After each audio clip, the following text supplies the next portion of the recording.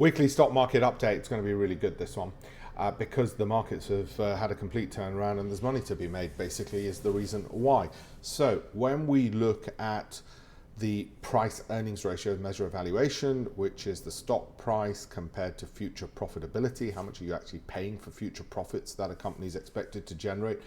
As you can see over here, okay, energy relatively cheap, and it's not the only measure of valuation. AbbVie, Merck, drug manufacturers, basically relatively cheap. What we might call telecom services, such as Verizon, as well, cheap. You've got then the tech companies in red. That's expensive. Banks cheap, so I'll come to JP Morgan in just a second.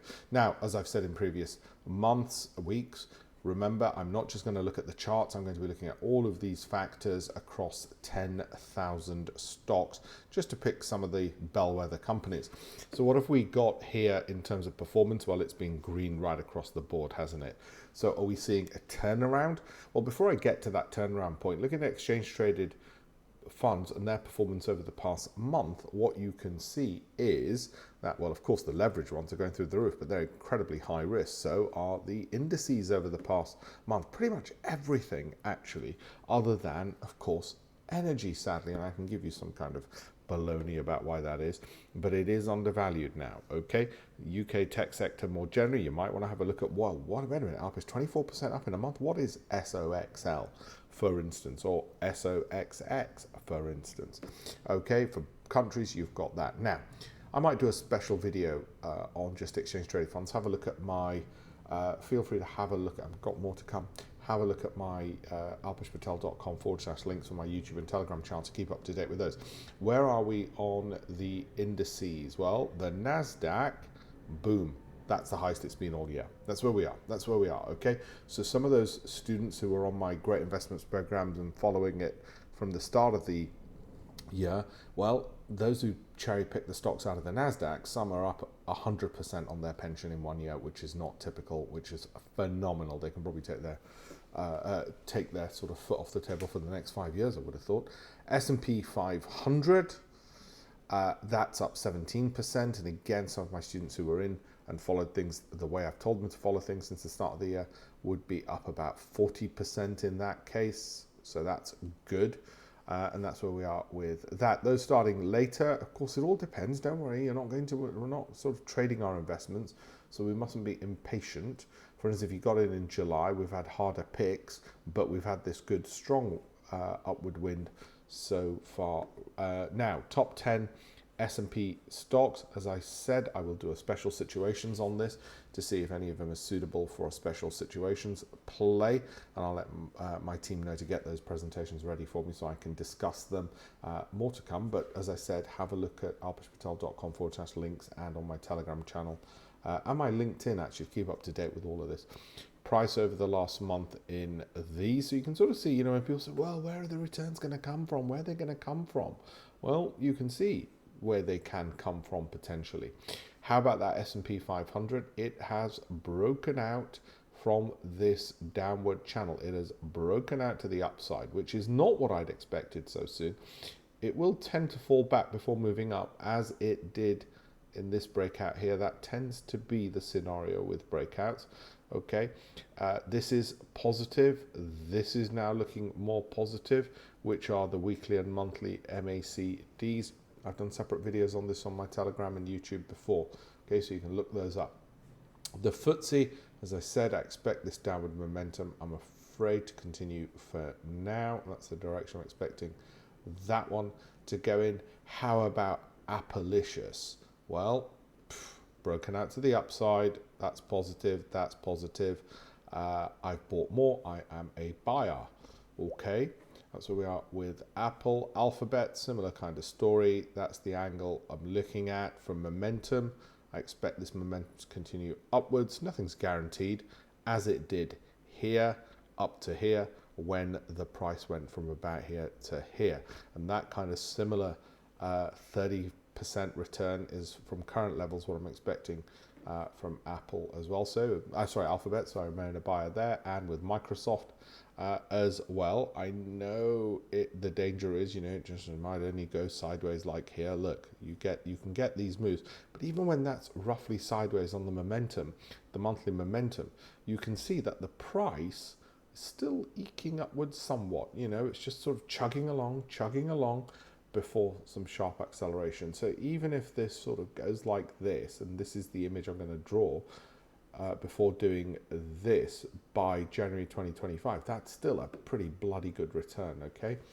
And that's what I'm seeing with Microsoft, and similarly with Amazon, more to the upside here. I think it's been forgotten somewhat, and I'm expecting that to get up to those kinds of levels. Lots more to come, a hell of a lot more to come. So get yourself comfortable and grab a drink.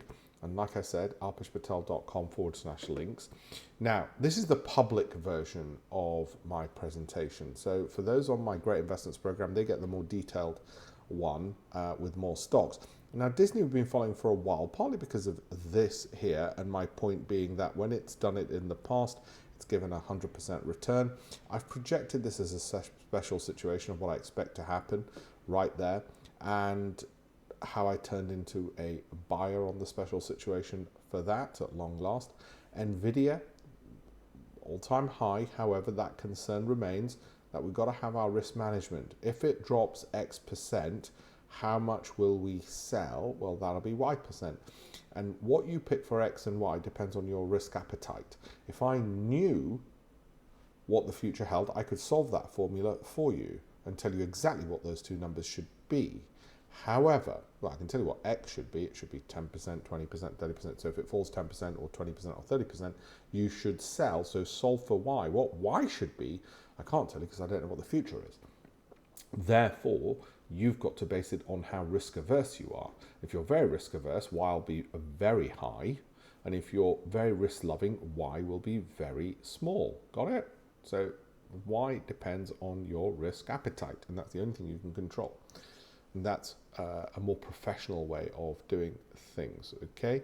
Tesla, as you know, I got out of there because I wanted to ease back on equities, and it had a good run up for us since the start of the year. As a special situation, it is more volatile, so I got rid of the special situations first. On the whole, I hold stocks for 12 months. Now, that could well do that, but at the moment, that's where that is. But as a bellwether, just giving you some indications of this. Meta, my concern with this is that it is approaching those all-time highs, and as you can see, the danger is it just sort of goes along in that kind of way as it did here, and then drops off. So it goes up and then starts dropping, and that's my only concern with Meta, that we might drop. I'm not saying we're going to drop all the way down here. By the way, if we do, and everyone's scared senseless, do buy it because you'll have tripled your money. We got in a bit later here in January of this year, and you can see the great gains that's provided in the portfolio. ServiceNow, still remain a buyer of this, okay, and it's looking good. We'll keep an eye on it. Now, Cisco, sadly, unfortunately, dropped off a bit of a cliff. Now, it's done it before, because look, it does it periodically. Look at those. Look at those. And what happens? You're still in an upward trajectory. So it has these sort of panic sell-offs, and they're quite frequent, and yet you end up going higher. Panic sell-off, you end up going higher. And it does happen time and time again. There are some times when it might take longer for any recovery. So we've got to say to ourselves, well, okay, is this negative? Now, at the moment, the MACD has not fallen below its signal line, which is the yellow line is the signal line, and the MACD monthly is the dotted line. If it falls below, as it did here, that's very negative and pointing in a downward direction. At the moment, it's sort of closer to here, and you might say, well, why the bloody hell wait, Alpesh? What if it's a situation like this? Well, we just don't know at the moment, but it could be, so let's keep a close eye on it. So the holders might continue holding if they're more risk loving, but if they're risk averse, they might well sell by now. All right, that's this go.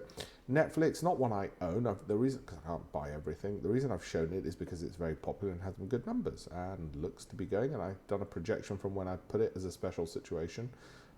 And that's what I've said. So we'll keep an eye on it. We'll keep an eye on it. Thank you all. Have a look at my campaign for $1 million.com. It's to teach 1 million people how to invest better. So across their lifetimes, they have $1 million or pounds more in their pensions across their lifetimes through better education, better understanding of things like how their pensions work, how to invest, how to pick stocks, how long they should hold them for, when they should exit. And a little bit of knowledge and a little bit of management could mean that they make a hell of a lot more money than they otherwise would have done without financial literacy. So more than they would have done because they're financially literate. Thank you.